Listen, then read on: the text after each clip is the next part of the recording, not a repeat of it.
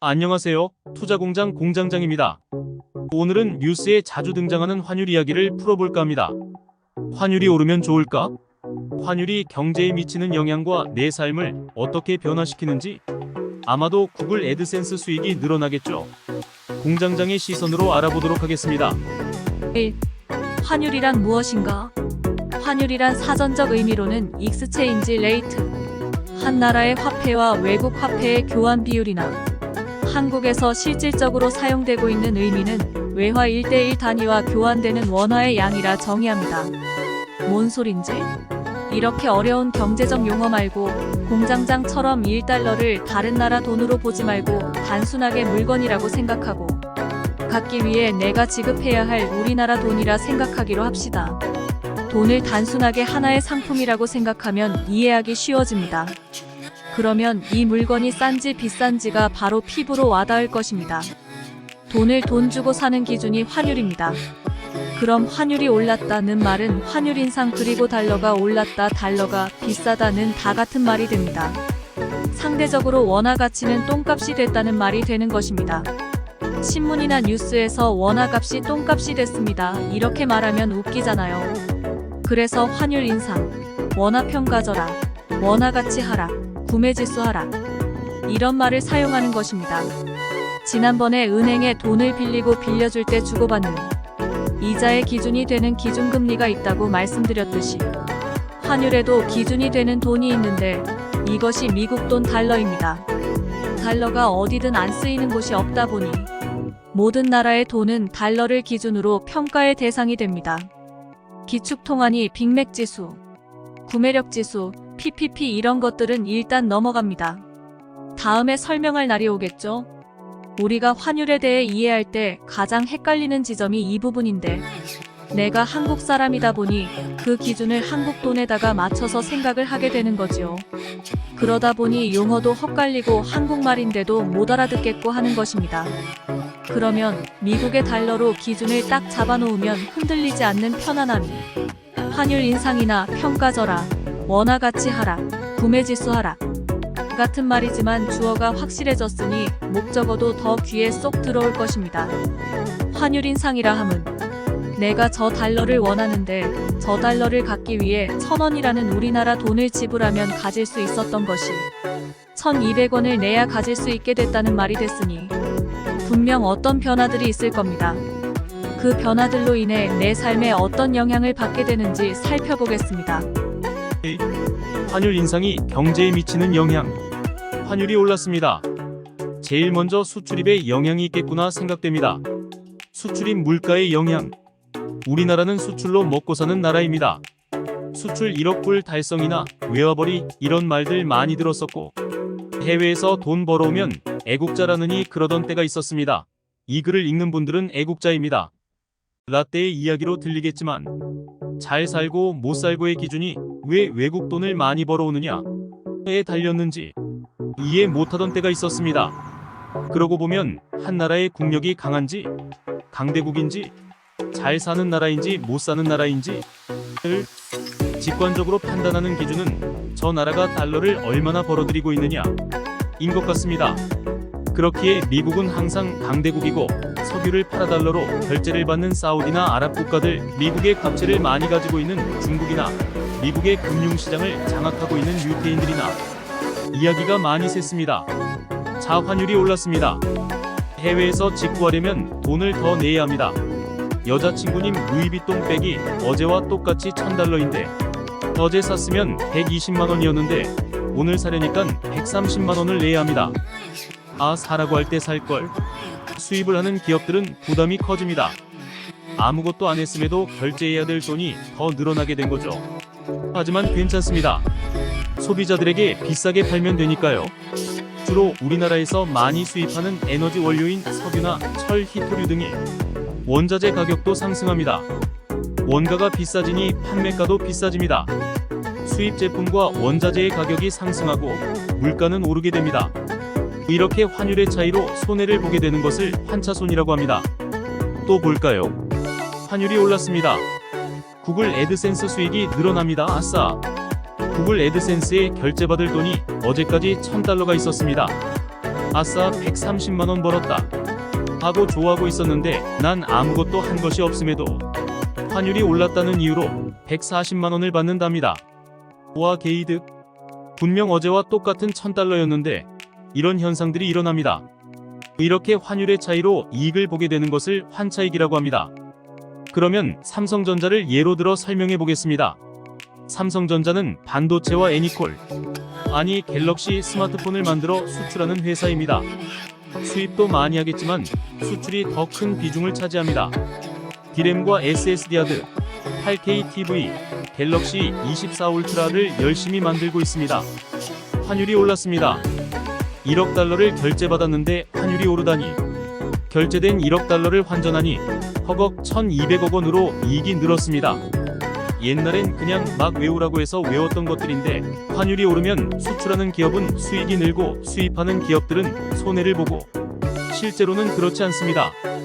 요즘 금융상품들도 많이 발전되어 있어서 요즘 대기업이 바보도 아니고 환 해지나 결제 시기를 조절한다던가 외화 수합 등을 통해서 다 방법을 찾아 놓습니다. 하지만 서류상의 장부 즉 재무제표나 대금을 결제받는 시기 등에 따라서 영향은 분명 받습니다. 그래서 내가 살아가는데 하등 상관없는 환율이 오르면 유리한 기업들, 자동차, 조선업, 가전, 반도체 기업 이런 것들을 나열하는 것은 이미 남들도 다 아는 사실이고 무의미합니다. 다만 철강, 정유 등과 같이 원재료에 해당하거나 에너지나 식량을 주업으로 장사를 하는 기업들은 당연히 원자재의 상승을 유인하고 당장에 내 차에 주유를 해야 하고 먹고 살아야 하는 수입 돼지고기, 수입 소고기 같은 없어서는 안 될 생활 필수품의 가격 인상으로 이어져 물가를 상승시키기 때문에 우리나라 전체에 영향을 미치게 됩니다. 원자재값 상승의 파급 효과와 영향력이 크다는 것은 코로나19 팬데믹을 겪으면서 호되게 당해서 체감이 될 것입니다. 휘발유값 폭등과 전기료 폭등, 내 월급만 빼고 다 오르는 신기한 경험을 했습니다. 3. 환율이 오르는 이유. 그렇다면 환율이 오르는 이유는 무엇일까요? 당연히 달러 수요가 증가하고 원화 수요가 줄어들어서 환율이 인상한다고 봐야 하지만 안으로 들어가 보면 훨씬 더 복잡한 정치, 경제, 사회적 상황에 따라서 복합적으로 움직입니다. 그 말인즉슨 예상하기가 힘들다라고 보는 게 맞습니다. 환율 인상이 어떤 한 가지 요인 때문이라고 원인을 찾기가 어렵다는 말입니다. 그럼에도 불구하고 눈에 보이는 요인들을 정리해보면 1. 미국 달러의 강세. 미국 달러는 세계 최대의 경제국가의 통화로서 국제거래의 주요 수단이기 때문에 안전자산으로 여겨집니다. 코로나19 팬데믹, 우크라이나 전쟁, 인플레이션 우려 등 세계 정세가 불안할 때 투자자들은 달러를 선호하게 되고 달러 수요가 증가하면 달러 가치가 상승합니다. 미국의 금리 인상. 미국 연방준비제도 FED는 인플레이션을 억제하고 경기를 안정시키기 위해 기준금리를 인상하는 방침을 밝혔습니다. 금리가 오르면 투자자들은 높은 수익률을 기대할 수 있는 미국 자산에 투자하려고 하고 이를 위해 달러를 구매하게 됩니다. 그러면서 달러 수요가 증가하게 됩니다. 3. 한국의 무역 적자. 한국은 수입이 수출보다 많아 무역 적자를 기록하고 있습니다. 무역 적자가 발생하면 수입을 위해 원화를 달러로 많이 바꿔야 하고 이는 원화 공급과 달러 수요를 증가시킵니다. 4. 한국 내에서의 원화 수요 감소. 한국 내에서 원화의 수요가 감소할 이유가 무엇일까요? 많은 해외 투자자들이 한국 자산에 투자하고 있는데 더 이상 투자할 이유를 찾지 못하게 되면 주식 시장에서 빠져나가는 현상이 발생하게 되는데 이렇게 해외 자금이 자국으로 유출되면서 원화 수요는 감소하고 달러 수요가 증가하게 됩니다. 배당 시즌의 환율 상승 일시적인 현상이지만 주식 시장에서 배당 시즌이 되면 외국인 투자자들이 원화로 받은 배당금을 본국에 보내기 위해 달러로 바꾸는 수요가 증가합니다. 이는 원화 공급과 달러 수요를 높이고 환율을 상승시킵니다. 예를 들어 삼성전자는 오는 16일 13조 1243억 원의 배당금을 주주들에게 나눠주는데 이 중 외국인 투자자가 가져가게 될 배당금이 약 7조 7천여억 원에 달합니다. 이런 규모의 배당금이 달러로 환전되면 환율에 상승 압력을 줄 수 있습니다. 이미 서울 외환시장에서 달러 대비 원화 환율은 지난 9일과 12일 이 거래일간 모두 7.7원 뛰었습니다. 일시적인 현상으로 금방 회복되긴 하지만 여러 대기업에서 동시에 배당을 하게 된다면 더 많은 달러 수요를 부르기 때문에 하필 그 시점에 해외여행 간다고 환전하면 손해를 보니까 이런 것도 알아두면 쓸모 있지 않을까 합니다. 배당 시즌에는 배당으로 외국에 보내는 자금이 많아지고 배당 지급이 늘어나면 경상수지에 적자 압력을 줍니다. 배당에도 불구하고 경상수지가 흑자를 달성하려면 배당 수지 적자를 상쇄할 만큼 상품 수지 흑자가 커야 합니다. 하지만 현재 한국은 수입이 수출보다 많아 무역 적자를 기록하고 있습니다. 앞서 배당 영향 때문에 2019년 4월과 작년 4월 두 차례 연속으로 경상수지가 적자를 나타냈습니다. 하지만 꼭 이런 것은 아닙니다. 배당을 한다고 해서 돈을 자기네 나라로 역송금을 하는 것도 아니고 재투자로 이어질 수도 있기 때문에 그때그때 상황에 따라 다르지만 일시적으로 환율을 변화시킬 만큼 큰 자금이 움직이는 것이므로 시장에 영향은 미치게 됩니다. 4. 환율이 오르는 게 나랑 무슨 상관인데? 가장 궁금한 부분이겠지요? 광고 후에 뵙겠습니다. 1. 해외여행 비용 증가. 환율이 올랐습니다. 원화로 환전할 수 있는 달러가 줄어들기 때문에 해외여행을 계획하거나 유학 중인 자녀에게 송금하려는 사람들에게는 부담이 늘어납니다. 예를 들어 원달러 환율이 1,000원에서 1,500원으로 오르면 1,000달러를 환전하는 데 필요한 원화는 100만원에서 150만원으로 증가합니다. 현재 일본이 이 반대의 경우인데요. 엔화 환율의 하락으로 같은 원화를 환전하더라도 옛날에 100만원 환전하면 10만 엔이었는데 지금은 11만 엔 가까이 되니까 심리적으로 개이득. 결국은 더 쓰고 오지만 그래서 일본으로 여행 가는 수요가 많아지고 있는 것입니다. 외화 수입 증가. 아까 애드센스 예를 들어드렸죠. 환율이 오르면 해외에서 소득을 얻거나 외화로 연봉 계약을 체결한 사람들은 환율 상승으로 그만큼 소득이 증가할 수 있습니다. 예를 들어 원달러 환율이 1,000원에서 1,500원으로 오르면 1,000달러의 소득을 환전하는 데 얻는 원화는 100만원에서 150만원으로 증가합니다. 일부러 기분 좋으라고 환율 변동폭을 크게 잡았습니다. 3. 외국산 제품의 가격 상승. 위에서 언급했듯 환율이 오르면 해외에서 수입하는 제품의 가격이 원화로 환산하면 높아집니다. 이로 인해 외국산 제품을 구매하려는 소비자들은 더 많은 비용을 지불해야 합니다. 여친님, 집에 계신 마님에게 사다 드려야 할 백의 무게가 더 무거워진다는 말입니다. 따라서 백과 외국산 향수, 양주 이런 것들은 환율이 하락할 때 사달라고 하는 센스를 베푸소서. 우린 배운 사람들이니깐요. 예를 들어 원달러 환율이 1,000원에서 1,100원으로 오르면 10,000달러짜리 에르메스 백을 구매하는 데 필요한 원화는 1,000만원에서 1,100만원으로 증가합니다. 4. 해외 자산의 가치 상승.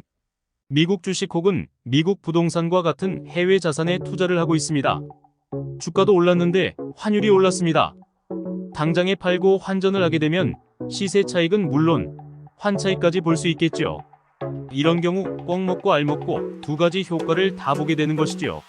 부동산의 경우도 마찬가지입니다. 똑같은 금액이겠지만 해외 자산 가치는 변화가 없음에도 환율 차이로 이익을 볼 수 있는 것입니다. 5. 해외 부채 부담 증가. 한때 외화 대출이라는 것이 성행하던 때가 있었습니다. 주로 달러 대출과 엔화 대출이었는데요. 달러 대출을 받았었다면 부채상으로는 똑같은 금액이지만 갚아야 할 부채의 부담액은 커집니다. 이자 부담도 커지겠지요. 만약에 엔화로 대출을 받았었다고 한다면 지금 갚아야 할 부담액이 줄어들었겠지요. 그래서 실제로 외화 대출은 상당히 고려할 것들이 많아서 까다롭게 심사합니다. 6. 환율과 국내 부동산과의 관계. 환율이 상승하면 부동산 가격이 하락할 가능성이 높습니다. 환율이 상승하면 수입 원자재 가격이 상승하고 소비자 물가도 상승합니다. 이는 가계의 실질 소득을 감소시키고 소비와 투자 여력을 약화시킵니다. 또한 환율이 상승하면 시장 금리도 상승하고 이는 부동산 대출의 이자 부담을 증가시킵니다. 따라서 환율이 상승하면 부동산 수요가 감소하고 부동산 가격이 하락할 가능성이 높습니다. 7. 환율과 국내 주식 시장과의 관계. 환율이 오르면 외화로 표시된 수출 매출이 원화로 환산할 때 증가하므로 수출 기업의 수익성이 개선됩니다. 반대로 환율이 오르면 외화로 표시된 수입 원가가 원화로 환산할 때 증가하므로 수입 기업의 수익성이 악화됩니다. 따라서 환율이 오르면 자동차, 반도체, 해운 등 수출 중심의 업종은 주가가 상승할 가능성이 높고 석유화학, 항공 등 수입 중심의 업종은 주가가 하락할 가능성이 높습니다. 외국인 투자자들의 매도 압력이 증가합니다. 환율이 오르면 외국인 투자자들은 환차손을 최소화하기 위해 원화로 표시된 한국 주식을 팔고 달러를 사려는 경향이 있습니다. 저희는 국내 증시에 매도 압력을 가하고 주가를 하락시킵니다. 올 들어 지난 22일까지 외국인들은 국내 주식과 선물 옵션 상품 등을 모두 합쳐 36조 원어치를 순매도했습니다. 한국 경제에 대한 부정적 전망이 커집니다. 환율이 오르면 한국 경제가 어려움을 겪을 것이라는 전망이 커지고 세계 경제가 둔화나 침체에 빠지면 반도체, 자동차, 화학 등 경기에 민감한 제조업 중심인 한국 경제가 큰 충격을 받게 됩니다. 저희는 국내 증시에 대한 투자 심리를 위축시키고 주가를 하락시킵니다. 6. 결론. 환율이 올랐을 뿐인데 내 삶에 이렇게 많은 변화가 닥칩니다. 환율은 이렇게 많은 영향을 주지만 금리 인상처럼 직관적으로 나타나는 변화보다는 간접적으로 다른 문제와 결합해서 영향을 미칠 가능성이 높습니다. 환율에 대해 몰라도 내가 사는데 큰 문제는 없습니다. 그거 몇천 원, 몇만 원 아낀다고 더 잘 사는 것도 아니고요. 그렇지만 한 발자국 더 들어가 보면 앞으로 우리의 삶은 환율과 더욱 밀접해질 것이며 더 자주 해외여행이나 해외 상품 직구, 해외 기업과의 소싱이나 바잉을 할 만큼 세상은 많이 변해 있습니다. 당장 은행에서도 외화를 입금하는 외화 통장이 재테크 수단으로 사용되고 있습니다. 구글의 프리랜서로 채용되어 광고를 해서 달러를 벌어들일 거라고 누가 생각했겠습니까? 내가 살아가는데 앞으로 더욱 필요한 부분이 될 것이라 생각되는 만큼 항상 말씀드리지만 이걸 외워야지 공부해야지 생각하지 마시고 아 그렇구나 이해만 했다가 나중에 궁금할 때 찾아서 보시면 좋을 것 같아서 이렇게 정리해봤습니다. 환율 하락은 다음에 공부할 기회가 오겠죠. 헷갈리면 안 되니까요. 지금까지 투자공장의 공장장이었습니다. 끝까지 시청해주셔서 감사합니다.